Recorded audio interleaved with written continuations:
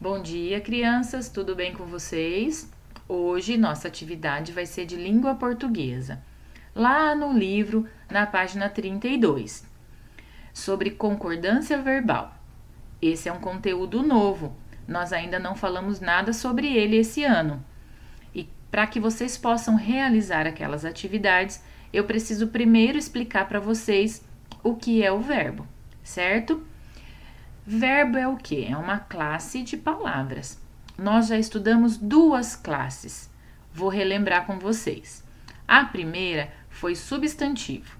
O que é o substantivo? É tudo que dá nome às coisas. Nós estudamos dois tipos de substantivos.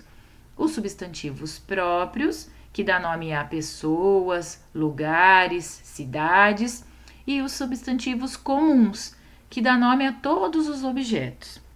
E também nós aprendemos sobre os adjetivos.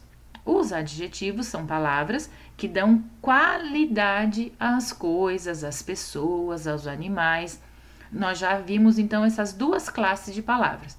Agora a gente vai aprender sobre o verbo então. Primeiro eu quero que vocês observem essas imagens aqui. O que vocês estão vendo que essas crianças estão realizando? Observem que cada uma delas está desenvolvendo alguma coisa, está realizando uma ação. Então vamos lá ver o menino jogando bola, a menina dançando, essa outra cantando, aqui ela está sorrindo, aqui o menino caiu, aqui a menina está se sentindo triste, né? Está com um sentimento, ou pode ser até mesmo uma dor, mas ela está sentindo algo. Aqui está comendo, aqui está correndo e aqui está escrevendo. Notem que eles estão praticando alguma coisa, eles estão fazendo algo. Todas as vezes que alguém pratica uma ação, todas as vezes que alguém desenvolve uma atividade, que ele pratica uma ação, nós chamamos isso então de verbos. Vamos observar aqui algumas outras ações do nosso cotidiano, do nosso dia a dia. Olha lá, amar, respeitar, ler, falar, estudar, brincar e sorrir. Notem que algumas coisas a gente pode fazer, né? Eu tenho a ação de estudar, eu tenho a ação de falar, mas algumas coisas não é uma ação, é um sentimento. Eu tenho que respeitar, eu tenho que amar, é um sentir. Então aqui a gente tem uma definição do que é então o verbo. Verbo é a palavra que indica uma ação, algo que eu faço, que eu pratico, que eu desempenho. Ele também pode indicar um estado, como eu estou me sentindo, como eu estou sendo, vendo, né? Um processo e um fenômeno da natureza. Tem aqui novamente mais alguns exemplos para que vocês possam entender melhor. Olha aqui, o verbo cair, ou no caso que caiu o vaso, é uma ação. Ou mesmo lá atrás que tinha um menino que caiu, também é uma ação. Aconteceu com ele. Um estado, olha, aqui está representando uma pessoa que está doente, certo? Ela não está se sentindo bem. Então é o estado, como a pessoa está naquele momento. E o fenômeno da natureza, no caso está representado aqui a chuva, está chovendo hoje.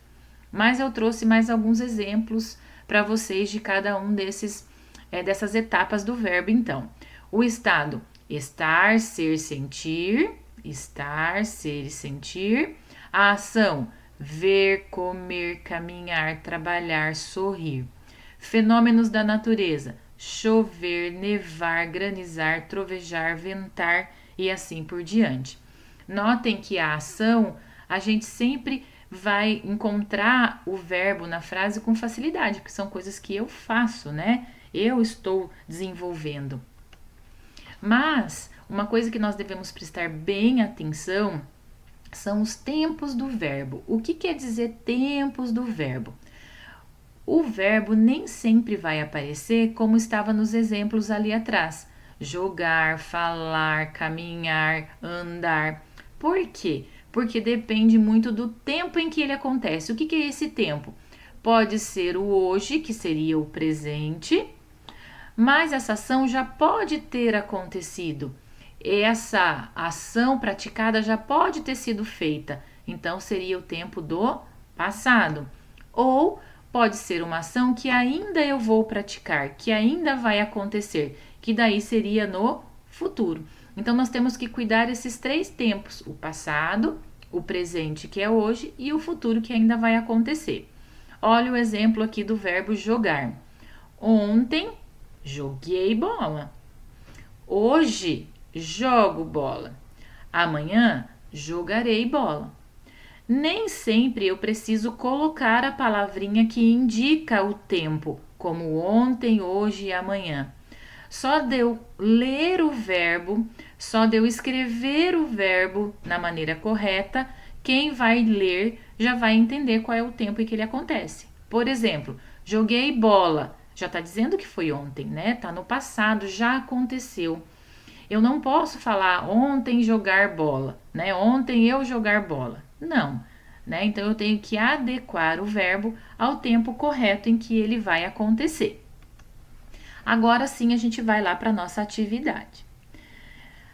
Na número 1, a gente tem um trecho do texto que nós já estamos usando há alguns dias. Nesse trecho está dizendo assim: as notas de real trazem animais que variam conforme o valor. Então, eu não estou falando de uma nota só, eu estou falando das notas, algumas notas, né? Então, notem que tem uma palavrinha que está em destaque porque ela já está nos indicando alguma coisa. O que essa palavrinha trazem, ela está indicando nessa frase? Ela está indicando uma qualidade ou ela está indicando uma ação? Será que o trazer, trazem, é uma qualidade das notas? Não, né? Trazem é o quê? É uma ação. Significa que as notas estão fazendo algo, estão trazendo nelas algumas imagens de animais, que são as notas de real. Então, o que indica aqui é só você fazer o X naquela que você acha que é a correta. Palavras que indicam ação são chamadas do quê? O que a prof falou até agora, quando a gente pratica uma ação, quando a gente faz alguma coisa, o que são essas palavrinhas? São verbos ou são adjetivos? Adjetivos, vamos lembrar lá o que é? Aquilo que dá qualidade, são as palavras que dão qualidade às coisas. Então, a palavrinha trazem aqui no caso, ela está dando qualidade para a nota? Não, né? Quem que está praticando a ação nessa frase aqui? Quem que está trazendo alguma coisa? As notas de real. Então, vocês vão escrever aqui na frente na letra C. Na letra D, que verbo indica a ação realizada? Qual é o verbo que está indicando? Qual é a ação que ele está fazendo? O trazem. Então, você vai escrever o verbo aqui na frente. Na número 2, você vai reescrever. O que é reescrever? Escrever de novo. Você vai escrever de novo essa frase, só que ao invés de colocar as notas de real, você vai colocar a nota de real e vai fazer os ajustes necessários. Então, claro, quando eu tenho as notas, eu tenho o plural da palavra. Quando eu tenho só a nota, eu tenho o singular, indica que é só uma nota. Então, eu não vou poder usar novamente o trazem. Eu vou ter que adequar a palavrinha trazem para se encaixar com a nota. Então, como vai ficar essa frase? A nota de real traz o quê? Aí vocês vão adequar todos os ajustes para colocar essa frase do jeito que o exercício está pedindo. Vão responder as mesmas perguntas. Quem que pratica a ação nesse caso dessa nova frase que você reescreveu? Quem que vai praticar a ação agora? É a nota de real. Que verbo que indica a ação realizada? Vocês vão ver que não vai ser mais o trazem, porque você vai ter que escrever o verbo aqui de uma outra maneira, né? A nota de real traz, né? Porque eu estou me referindo só a uma nota. E a letra C, você vai escrever ali, ao reescrever o trecho, que outra alteração você precisou fazer. Além de colocar a alteração a nota de real, qual foi a outra alteração que você teve que fazer? Você teve que adequar porque agora não era mais no plural, certo? Você estava se referindo só a uma nota. E aí você vai escrever nos espaços ali então que você teve que adequar o verbo, né? Teve que fazer a adequação do verbo.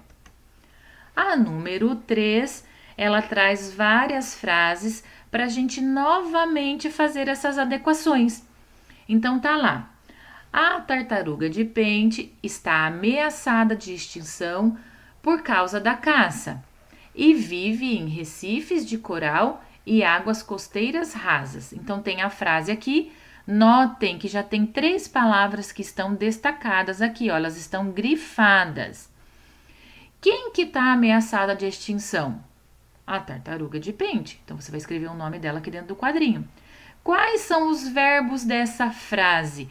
Quais são as palavras que estão indicando uma ação, que estão indicando alguma coisa que está acontecendo, que está sendo desenvolvida, que está sendo praticada por alguém? Vocês vão notar que são essas palavrinhas que estão destacadas.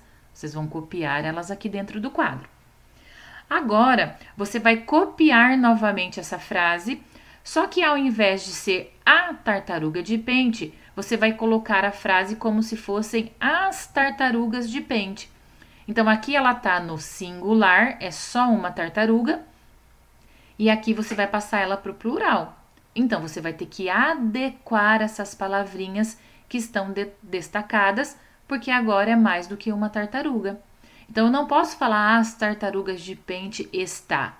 As tartarugas de pente estão ameaçadas de extinção por causa da caça e vivem em recifes de coral e águas costeiras rasas, certo?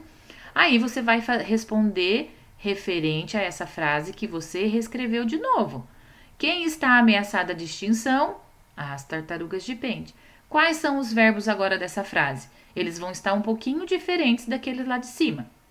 A mesma coisa você vai fazer na letra B, certo? Você vai reescrever a frase e agora não vai ser mais a garça branca. Lá embaixo vão ser as garças grandes, né? Não é garça branca grande.